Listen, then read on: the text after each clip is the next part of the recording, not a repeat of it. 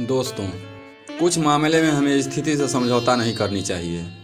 दुनिया में कुछ लोग विश्वास करने के लायक भी हैं और कुछ लोग नहीं भी। लेकिन कुछ ऐसे मामलों में जो विश्वास करने के लायक हैं, उन पर भी विश्वास नहीं करना चाहिए। नहीं तो आगे भविष्य में बहुत पछताना पड़ेगा। दोस्तों, इस वीडियो में हम बात करने वाले हैं स्त्री के बारे में। इन 4 लोगों के पास अपनी बीवी को कभी नहीं छोड़ना चाहिए, चाहे वह कितने भी सगे हों। दोस्तों, दुनिया में विश्वासी तो बहुत लोग होते हैं, लेकिन कुछ जगहों पर आपके बहुत बड़े विश्वासी भी आपके साथ विश्वासघात कर देते हैं। इसलिए जिस व्यक्ति पर आपको ज़्यादा विश्वास है, उसका बीच बीच में परीक्षा जरूर लेनी चाहिए। इस कहानी में 2 बातें सदैव याद रखना। तो चलिए इसे कहानी के माध्यम से समझते हैं। कहानी शुरू करने से पहले हमारे चैनल को सब्सक्राइब करें और बेल आइकन दबाना ना भूलें, ताकि अगली वीडियो का नोटिफिकेशन आपको मिलता रहे। तो बिना देरी किए कहानी शुरू करते हैं। दोस्तों, प्राचीन समय की बात है। किसी राज्य में मान सिंह नाम का राजा राज्य करता था। उस राजा का स्वभाव थोड़ा सनकी किस्म का था। एक बार राजा जंगल भ्रमण करने के लिए निकला।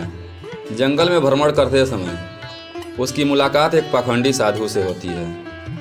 राजा साधु महात्माओं पर बहुत विश्वास करता था। उस साधु को देखकर उस राजा के मन में जिज्ञासा हुई, क्यों ना साधु से कुछ पूछा जाए। राजा साधु के पास जाता है और साधु को प्रणाम कर कहता है, हे महात्मा, आप तो बहुत पहुँचे हुए लगते हैं। हमारी पत्नी 5 महीने से गर्भ धारण किया है। क्या आप बता सकते हैं कि उसके कोख में पलने वाला बच्चा पुत्र है या पुत्री? पाखंडी साधु कहता है, हे राजन, मैं यह नहीं बता सकता कि आपकी पत्नी के कोख में पल रहा बच्चा पुत्र है या पुत्री, पर इतना जरूर कह सकता हूँ कि अगर तुम्हारे यहाँ पुत्री ने जन्म लिया तो तुम्हारा सर्वनाश निश्चित है। राजा उस साधु की बात सुनकर घबरा जाता है और सोचने लगता है कि हे भगवान, अगर हमारी पत्नी ने किसी पुत्री को जन्म दे दिया तब तो मैं कहीं का नहीं रहूँगा। साधु के बात को सुनने के बाद उसके मन में पुत्री नाम से ही नफरत होने लगा। वह महल में जाता है और अपने रानी से कहता है, हे रानी, तुम्हारे कोख में पल रहा बच्चा पुत्र हुआ तो ठीक है, लेकिन भूल कर भी पुत्री का जन्म नहीं होना चाहिए। अगर हमारे घर में पुत्री का जन्म हुआ तो हम तुम्हें पुत्री सहित जान से मरवा देंगे। रानी राजा के बातों को सुनकर डर गई, क्योंकि वह जानती थी कि यह राजा बहुत जिद्दी है। अगर कहीं पुत्री हुई तो यह अवश्य ही हम दोनों को मरवा डालेगा। यह सोचकर वह भगवान से प्रार्थना करने लगी, हे प्रभु, हमें पुत्री मत देना।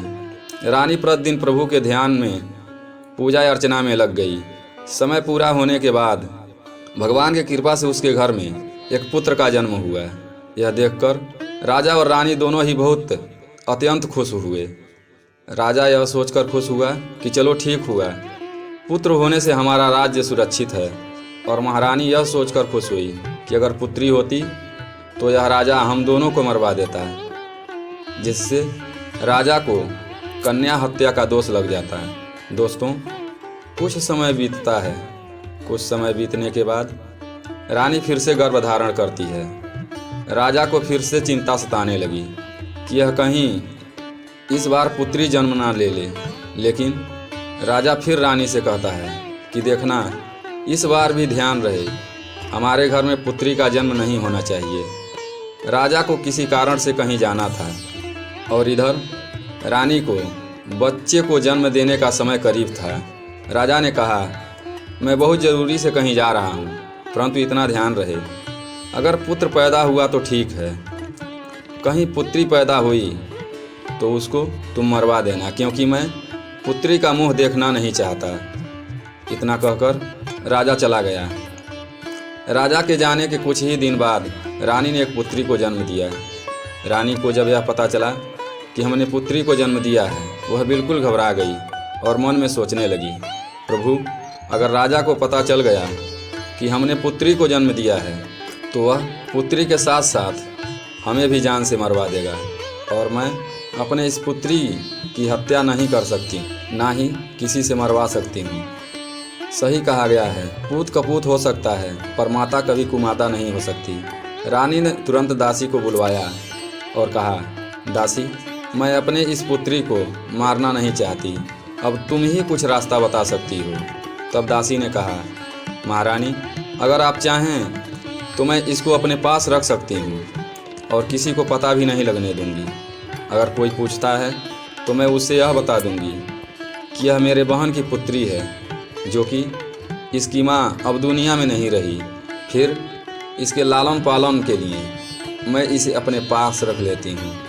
ऐसा करने से इसकी जान भी बच जाएगी और यह राजा के नज़रों से दूर भी हो जाएगी। रानी को दासी की बातें सुनकर बहुत प्रसन्नता हुई और रानी ने अपने पुत्री को उस दासी के हाथों में सौंप दिया।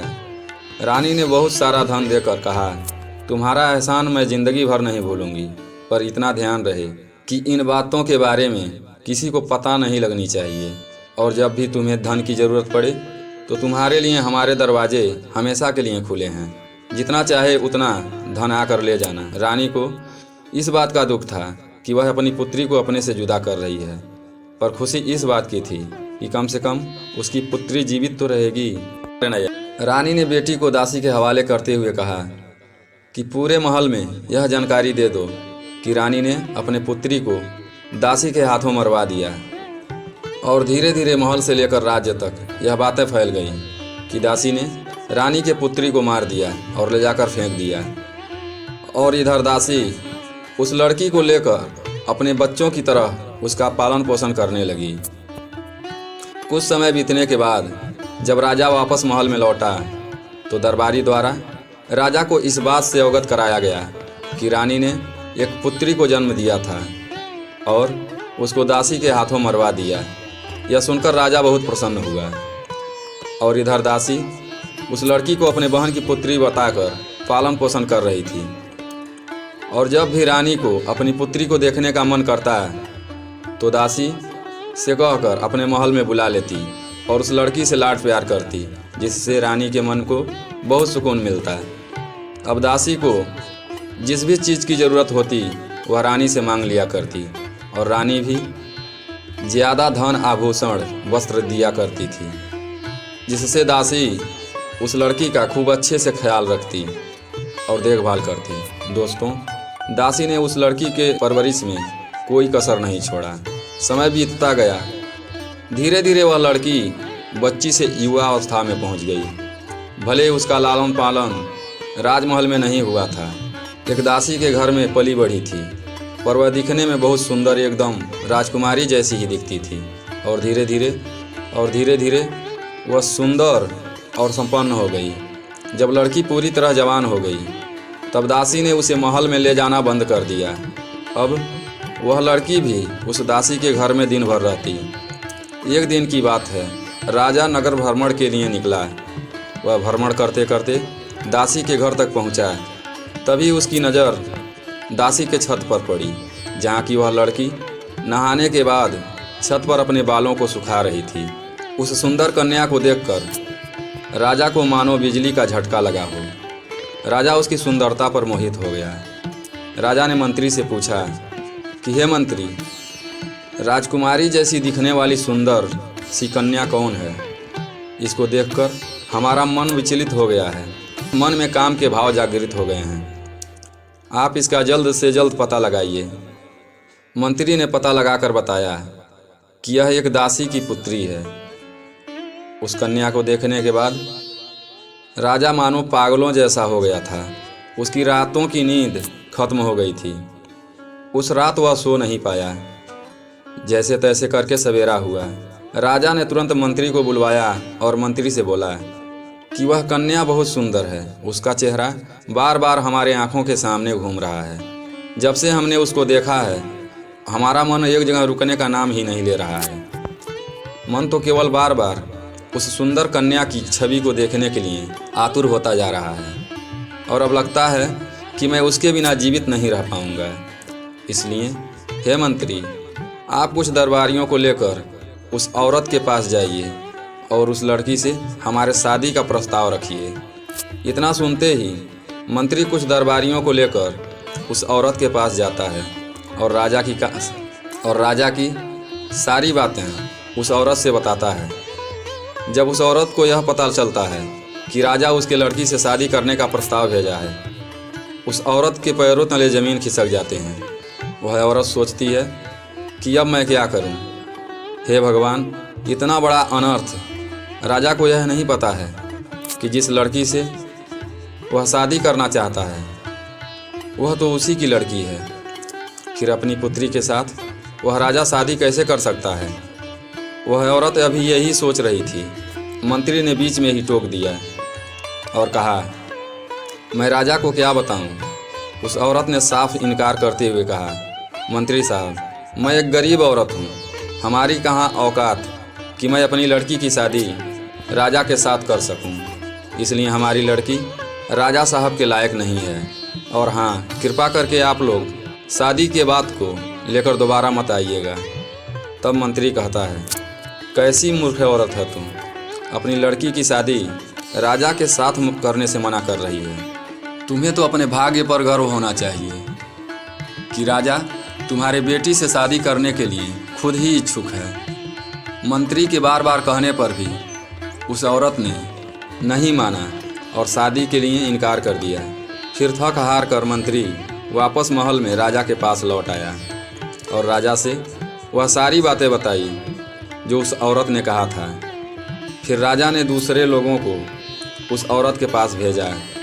राजा ने बहुत सारी युक्तियां अपनाई, धन का लालच दिया, डराया धमकाया, फिर भी वह स्त्री राजा से अपनी बेटी की शादी करने के लिए तैयार नहीं हुई।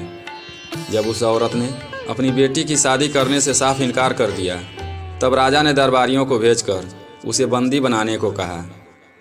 दरबारी आते हैं और बंदी बनाकर उस औरत को दरबार में ले जाते हैं और कोड़ों से पीटते हैं। जब वह सैनिकों द्वारा कोड़ों के मार को बर्दाश्त नहीं कर पाती तो जोर से चीखती है और कहती है कि हे राजा, जिस लड़की से शादी करना चाहते हो वह कोई और नहीं, आपकी पुत्री है। रानी ने इसे मारने के लिए हमें दिया था, लेकिन मैंने इसको मारने के बजाय अपने घर में ही इसका लालन पालन किया है और धीरे धीरे बड़ी हुई। आज आप इसके सुंदरता को देखकर मोहित हो गए हैं। आप अपनी लड़की से शादी इतना बड़ा पाप कैसे कर सकते हैं? इतना सुनकर राजा हक्का बक्का रह गया। वह सोचने लगा कि हे भगवान, आज मैं कितना बड़ा अनर्थ करने जा रहा था। धन्य हो प्रभु, आपने आज हमें इतना बड़ा पाप होने से बचा लिया। फिर राजा क्रोध में पागल होकर अपने बेटे को आदेश दिया कि तुम इसे ले जाओ और जंगल में इसका सर काट कर वहीं दफना दो और सबूत के तौर पर इसकी दोनों आंखें निकाल कर हमारे समक्ष पेश करो। राजा का लड़का घबरा जाता है और सोचने लगता है कि हे भगवान, आपने हमें कैसे धर्म संकट में डाल दिया। एक तरफ राजा का आदेश यानी पिता का आदेश और दूसरी तरफ हमारी बहन जो कई सालों के बाद आज मिली है। इससे अच्छा तो मैं अपना ही हत्या कर लेता, तो इस पाप से तो बच जाता। यही सब बातें सोचकर वह लड़का मन ही मन बहुत दुखी हो रहा था। वह सोच रहा था कि किस प्रकार मैं अपने बहन की हत्या करूंगा, इसकी आंखें कैसे निकालूंगा। वह जानता था कि राजा बहुत जिद्दी है। अगर मैं मना करता हूं तो आज नहीं तो कल किसी और से कहकर हमारी बहन की हत्या करवा देगा। यही सब सोचकर वह लड़का अपनी बहन को लेकर जंगल की तरफ निकल जाता है और अपनी बहन से कहता है, बहन तुम घबराओ मत, मैं तुम्हारी हत्या नहीं करूंगा क्योंकि मैं तुम्हारा बड़ा भाई हूँ और इसलिए मैं तुम्हें इस जंगल में छोड़ रहा हूँ। अब तुम अपने भाग्य को देखो कि तुम्हारी भाग्य, तुम्हारी किस्मत कहाँ लेकर जाती है। तब वह लड़की कहती है, नहीं भाई, आप हमें मार दो और हमारी आंखें निकाल कर ले जाकर पिताजी को दे देना। अगर तुम ऐसा नहीं करते हो तो जिस दिन पिताजी को पता चलेगा कि तुमने उनकी आज्ञा का पालन नहीं किया है तो वह हठी राजा तुम्हारी हत्या करवा देगा। इतना कहते कहते लड़की का हृदय द्रवित हो उठा और दोनों जंगल में लिपट कर खूब रोते हैं। उन दोनों के ऊपर जो समय ने कहर ढाया था, उन दोनों को कुछ समझ में नहीं आ रहा था कि क्या करें और क्या ना करें। फिर कुछ समय बीतने के बाद वह लड़का अपनी बहन से कहता है, बहन सबका मालिक ऊपर वाला है। मैं तुम्हें नहीं मारूंगा, तुम्हारी हत्या नहीं करूंगा। हाँ, तुम्हें जंगल में छोड़कर जरूर जाऊंगा। अब तुम्हें अपने भाग्य के ऊपर ही भरोसा करना होगा।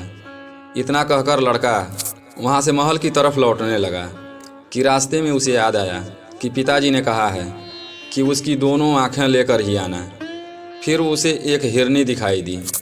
उसने हिरनी को मारकर उसकी दोनों आँखें निकाल लीं और लेकर राजा के पास पहुंचा और महाराज से बोला, पिताजी, मैंने अपने बहन की हत्या कर दी है और नदी के बहती जलधारा में फेंक दिया और उसकी आंखें निकाल कर लाया हूँ। वह हिरनी की आंखें दिखाता है।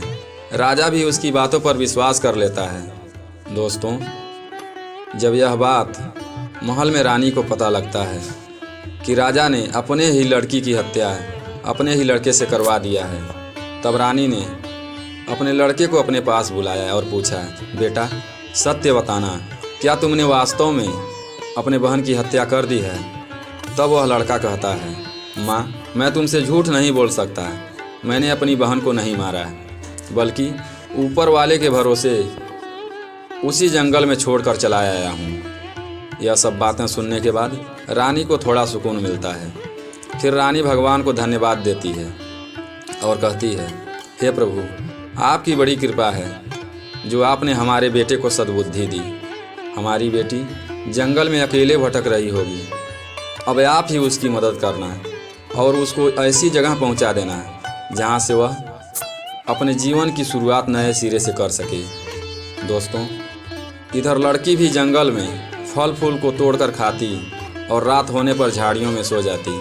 अब काफ़ी दिन बीतने की वजह से उसके शरीर पर जो वस्त्र थे वह बिल्कुल मैले हो चुके थे और फट चुके थे। वह राजकुमारी अब अर्धनग्न में उस जंगल में भटकती रहती। एक दिन किसी दूसरे राज्य का एक सुंदर राजकुमार उस जंगल में शिकार खेलने के लिए आया। जंगल में शिकार की खोज में वह इधर उधर भटक रहा था कि अचानक घोड़े की टापुओं की आवाज़ इस लड़की के कान में पड़ता है। लड़की एक झाड़ी में छिप जाती है। लड़की के झाड़ी में छिपने के बावजूद भी उस राजकुमार की नज़र उस लड़की पर पड़ जाती है। झाड़ियों में हलचल की वजह से वह जानवर समझकर उस झाड़ियों की तरफ जाता है, पर वह झाड़ी में कोई जानवर ना होकर वही लड़की बैठी रहती है।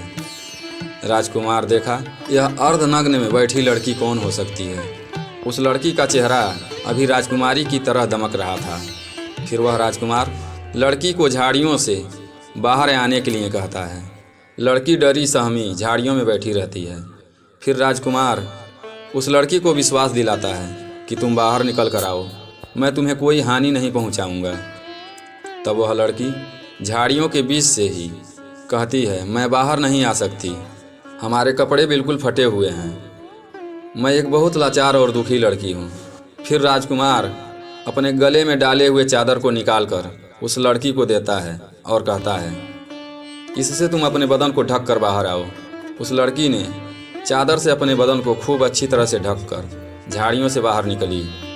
राजकुमार जब उसके पूरे शरीर की बनावट और उसके खूबसूरत चेहरे को देखा तो वह देखता ही रह गया। वह सोचने लगा कि इतनी सुंदर लड़की इस जंगल में क्या कर रही है। मैंने तो आज तक अपने जीवन में इतनी खूबसूरत लड़की पहले कभी नहीं। फिर वह राजकुमार उस लड़की से सम्मोहित होकर बोला कि मैं तुमसे शादी करना चाहता हूँ। इतना सुनते ही किस्मत की मारी बेचारी, उसकी तो जैसे डूबती नैया को तिनके का सहारा मिल गया हो, वह तुरंत शादी के लिए तैयार हो गई। राजकुमार ने लड़की को घोड़े पर बिठाया और तुरंत अपनी महल की ओर निकल गया। वह महल की ओर जाते हुए रास्ते में सोच रहा था कि अगर मैं इसको महल ले जाता हूँ तो सब लोग यही समझेंगे कि मैं इसे कहीं से भगा कर ला रहा हूँ। इसलिए वह बहुत सोचने विचारने के बाद उसको अपने राज्य के मंत्री के घर पर ले जाता है और मंत्री से कहता है कि आप इसको अपनी बेटी की तरह रखें और कल मैं इससे विवाह करूँगा। राजकुमार कहता है कि मैं इसे विधि विधान के साथ शादी करना चाहता हूँ। मैं कल कुछ लोगों के साथ गाजे बाजे के साथ आऊँगा और इससे यहीं पर विवाह करूँगा, तब महल लेकर जाऊँगा। दोस्तों, आगे की कहानी भाग 2 में देखें।